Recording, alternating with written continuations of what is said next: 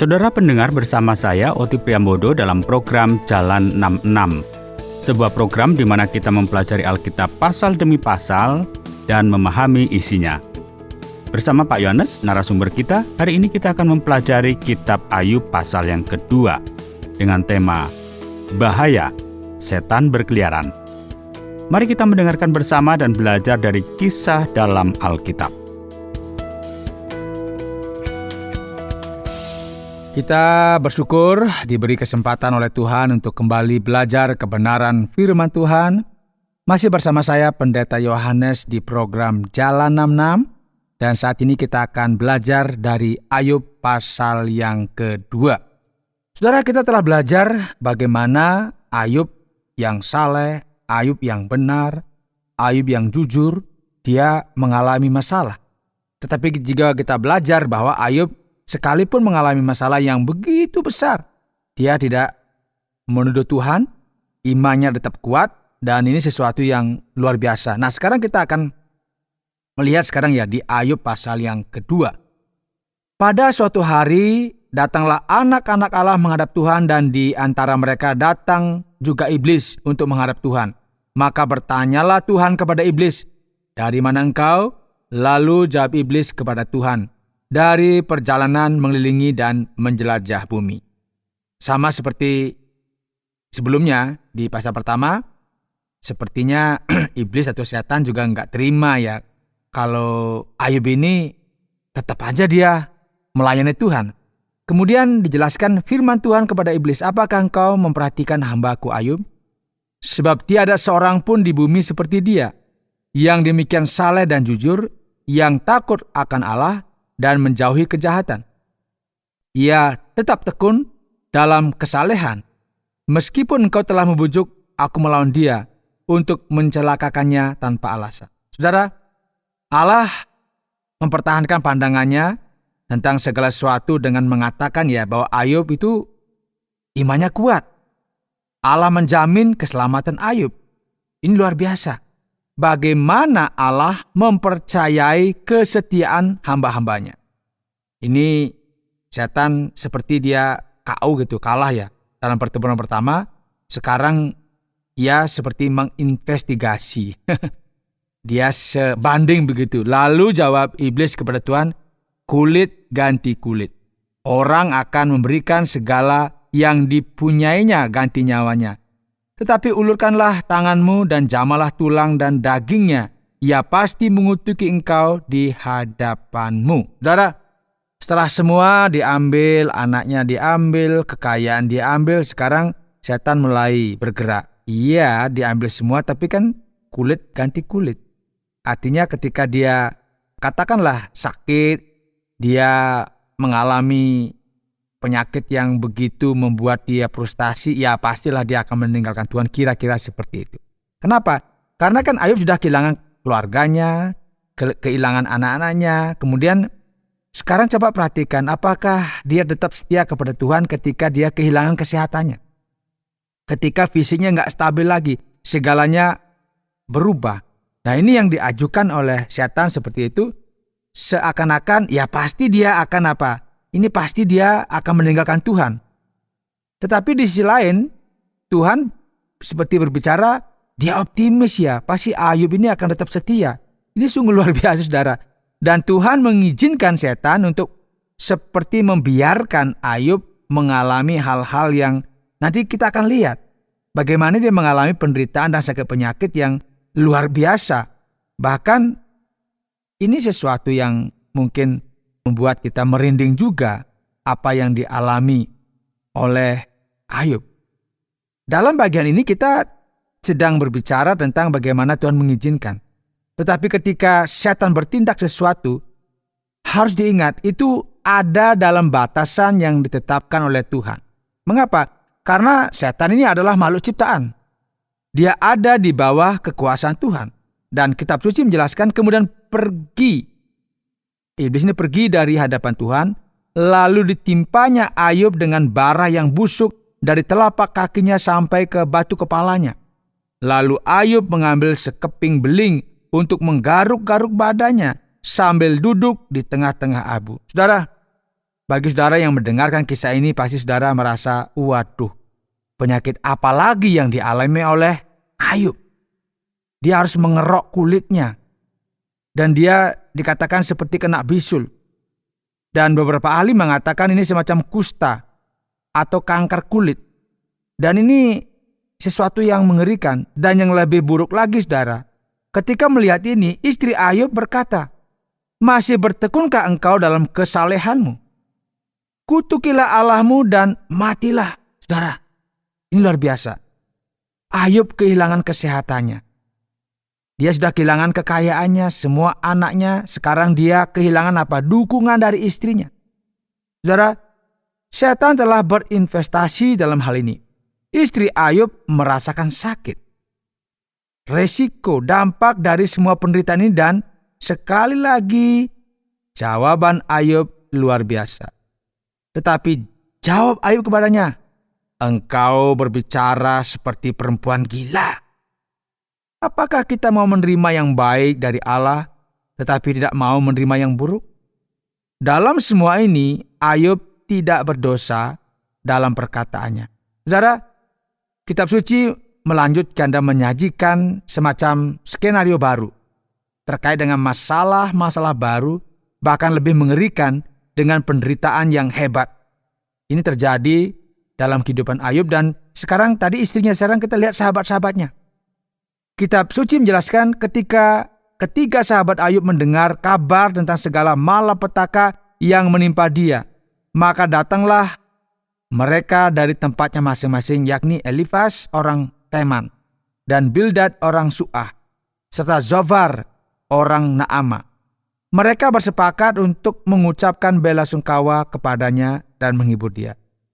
Kita melihat di sini ketika seseorang menghadapi masalah, penderitaan yang mengerikan, aib dalam hidup, kemudian mereka menerima kunjungan dari teman-teman datang untuk mencoba membantu, mencoba meringankan situasi. Masalah tersebut mungkin sepertinya agak ringan. Waduh, ada juga yang mensupport saya. Tetapi perhatikan apa kata kitab suci. Ketika mereka memandang dari jauh, mereka tidak mengenalnya lagi. Lalu menangislah mereka dengan suara nyaring. Saudara, orang-orang ini melihat Ayub ketika segala sesuatunya berjalan dengan baik baginya. Sekarang bisa kita bayangkan, dia sudah menderita, dia sudah kehilangan segala sesuatunya, dia menderita kesakitan yang luar biasa, dia meratap.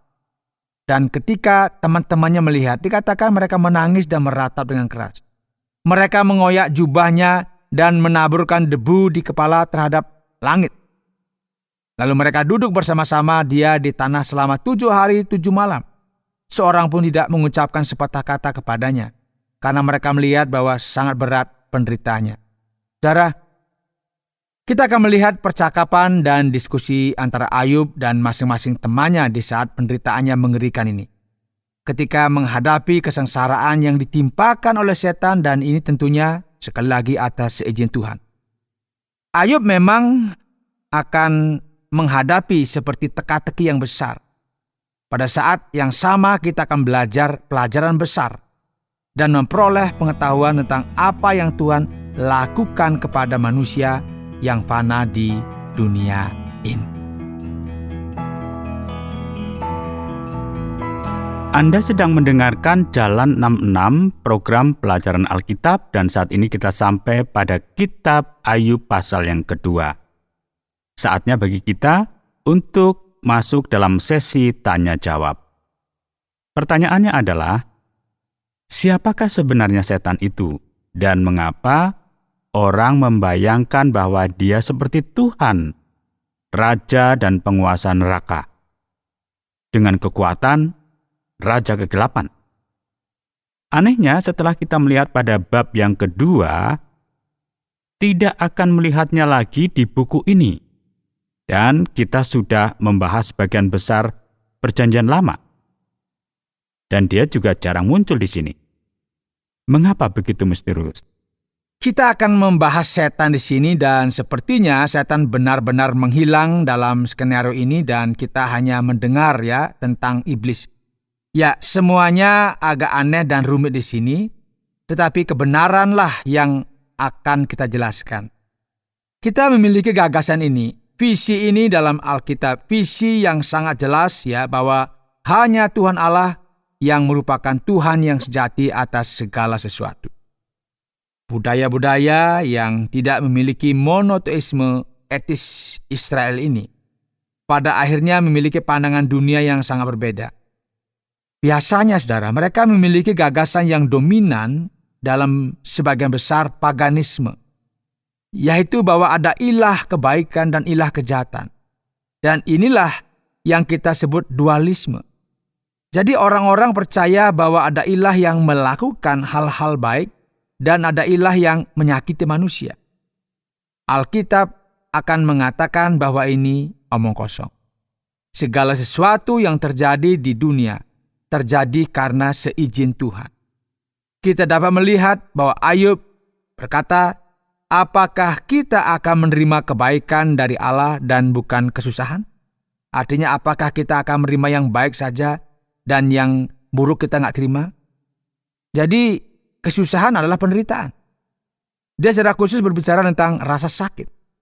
Menurut sudut pandang orang pagan atau penyembah ilah-ilah itu, kejahatan itu bersifat otonom, terpisah dari ilah kebaikan. Jadi ketika orang berpikir tentang setan, menarik untuk kita melihat bagaimana bahkan ya dengan pengaruh kekristenan, orang masih membayangkan bahwa setan adalah ilah kejahatan.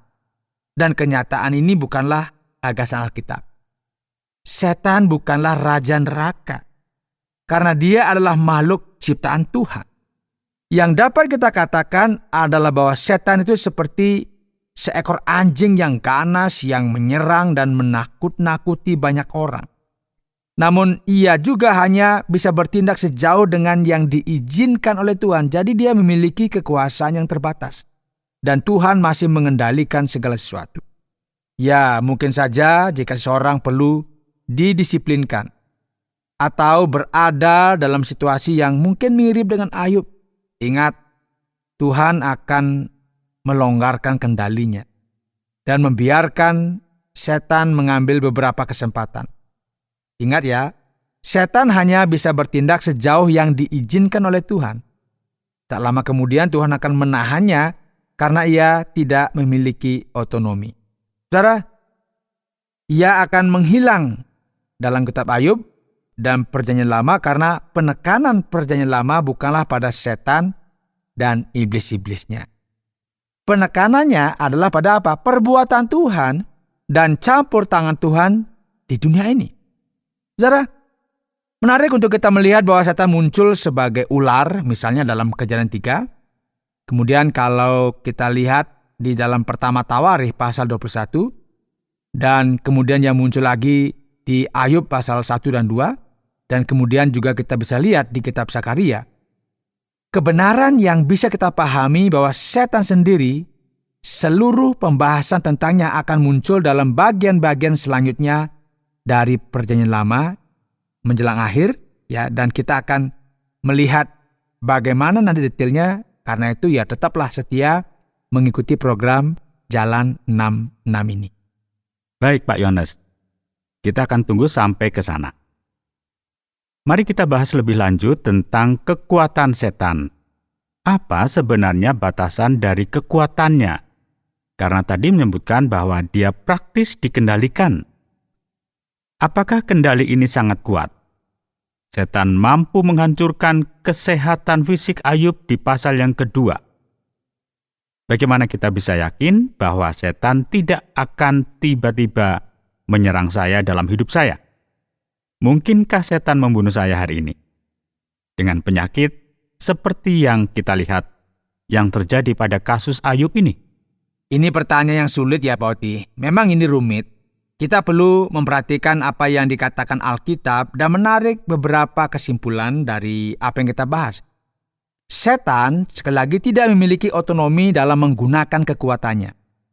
Dia adalah makhluk malaikat yang sangat kuat, sangat perkasa, tetapi dia hanya dapat melakukan apa yang diizinkan oleh Tuhan. Hal yang mengejutkan dalam Alkitab, kita melihat bagaimana Tuhan menggunakan hal-hal buruk untuk menghasilkan hal-hal yang baik. Tuhan bukanlah pencipta kejahatan atau dosa. Tuhan mengizinkan makhluknya untuk memiliki kebebasan, dan inilah asal mula kejahatan, asal mula dosa. Jadi setan menyerang kesehatan Ayub, tetapi ini hanya terjadi karena diizinkan oleh Tuhan. Jangan bilang, wah karena setan yang berbuat ini sepenuhnya, dan dia seakan-akan tanpa batas. Tidak, setan juga ada batasnya, karena semuanya itu seizin Tuhan. Setan tidak akan pernah bisa menyerang siapapun atau melakukan kejahatan tanpa izin Tuhan. Nah, sekarang bisakah setan membunuh seseorang? Ya, sayangnya ini mungkin. Dalam perjanjian baru sendiri, dikatakan bahwa ia datang untuk mencuri, membunuh, dan menghancurkan. Ketika seseorang tidak terikat dengan perjanjian dengan Tuhan, ketika seseorang tidak memiliki hubungan dengan Tuhan yang diberikan kepada kita saat kita percaya kepada Kristus, maka orang ini rentan terhadap serangan setan, rentan terhadap serangan iblis. Jadi misalnya kita memiliki orang-orang yang meninggal dalam ritual setan. Kan ada itu ritual setan. Ritual-ritual yang menyeramkan. Sebuah ritual yang melibatkan hal-hal yang menakutkan dan mengerikan. Yang secara langsung terhubung dengan kejahatan, kematian, dan kehancuran melalui penggunaan kekuatan setan. Saya pernah mendengar banyak teolog terkenal dan orang-orang yang mempelajari manusia mengatakan bahwa kitab Ayub sebenarnya bukanlah kitab yang benar-benar harafiah. Beberapa orang mengatakan dan menyarankan bahwa kitab ini lebih merupakan perumpamaan. Pertanyaannya, mengapa orang-orang mempertanyakan kitab ini? Ya, kita harus membahas ini dengan sangat teliti ya, memperhatikan kitab Ayub karena kitab ini benar-benar berbeda ya dari kitab-kitab lainnya. Yang menarik perhatian kita adalah sebagian besar kitab ini ditulis dalam bentuk ratapan. Dan kitab ini sendiri memiliki beberapa detail yang memuat beberapa orang sarjana mulai mempertanyakannya. Misalnya, 7 putra dan 3 putri. 7.000, 3.000, dan sebagainya. Ini kan angka-angka.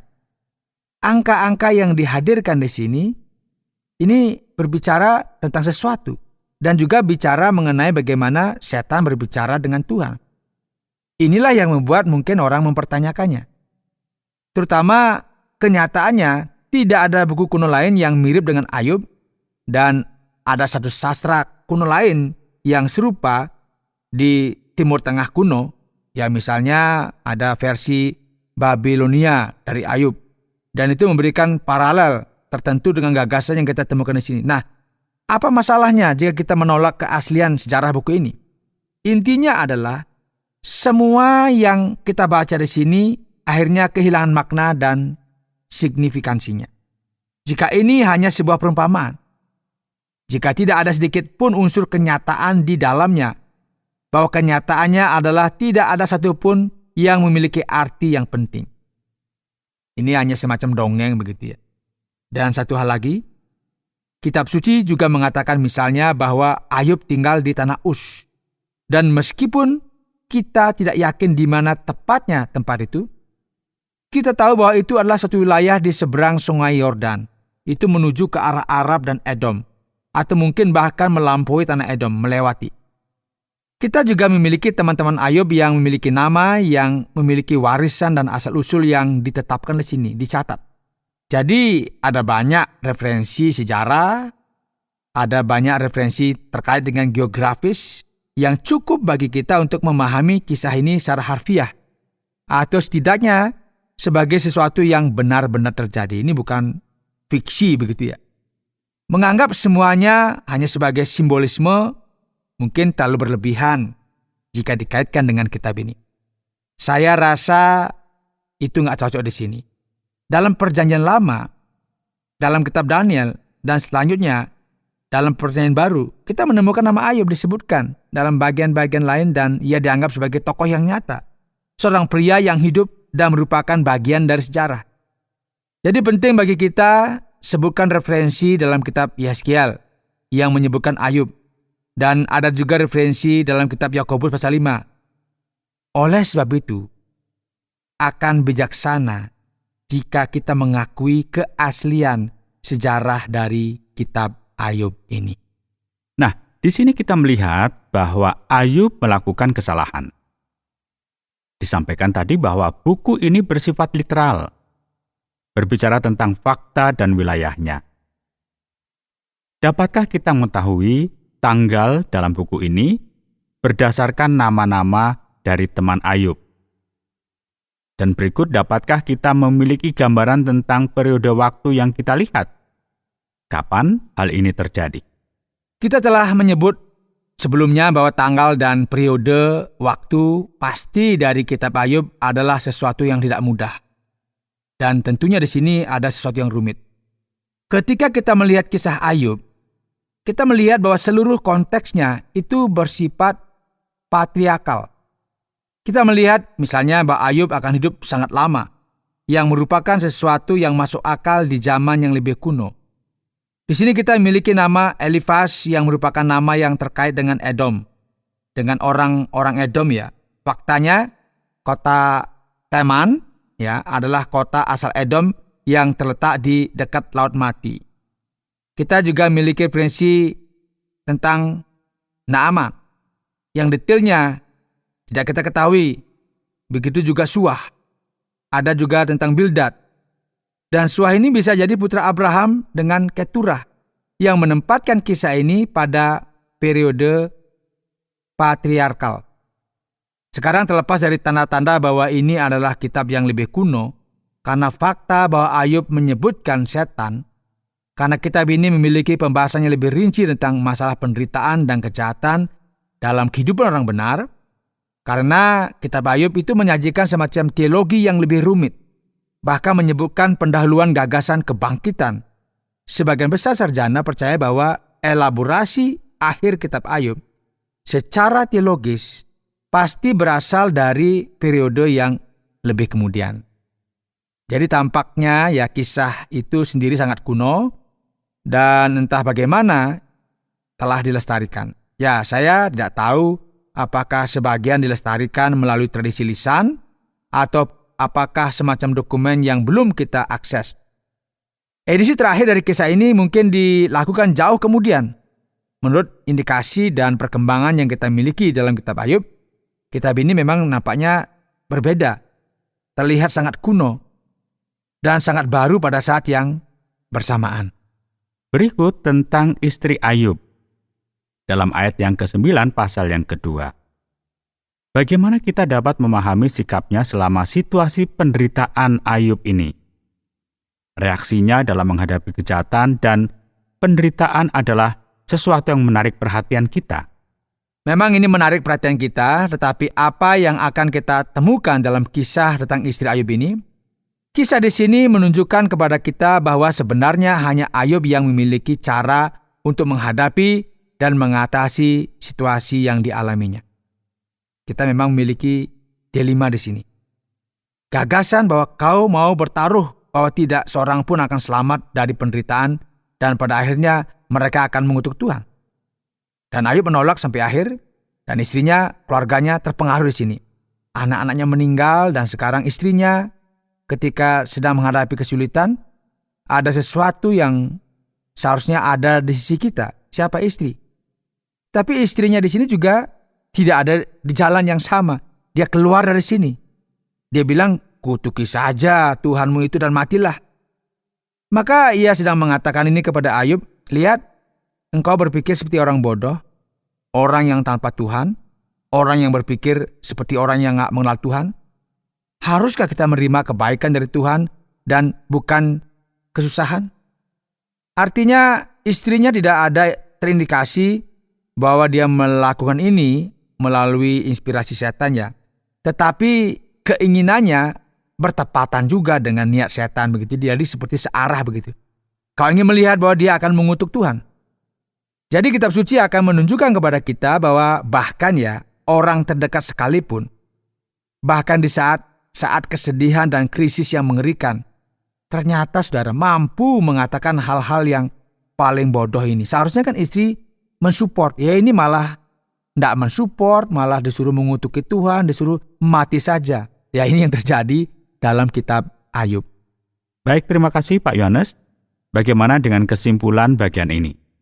Saudara, hari ini di program Jalan 66, kita telah belajar dari Ayub pasal yang kedua, yang berbicara mengenai bahaya setan berkeliaran. Tapi saya mengajak saudara nggak usah takut, karena Tuhan masih memegang kendali. Ketika kita melihat pasal 2, terlepas dari semua penderitaan dan kesengsaraan yang dihadapi, dan kita juga lihat bagaimana sahabat Ayub datang untuk semacam memberikan penghiburan, kita harus ingat bahwa Tuhan masih memegang kendali dan Dia masih memiliki rencana di tengah-tengah kehidupan kita. Ayub sendiri membuktikan di hadapan Allah, bahkan sudah di hadapan setan, bahwa ia memang tulus dan jujur.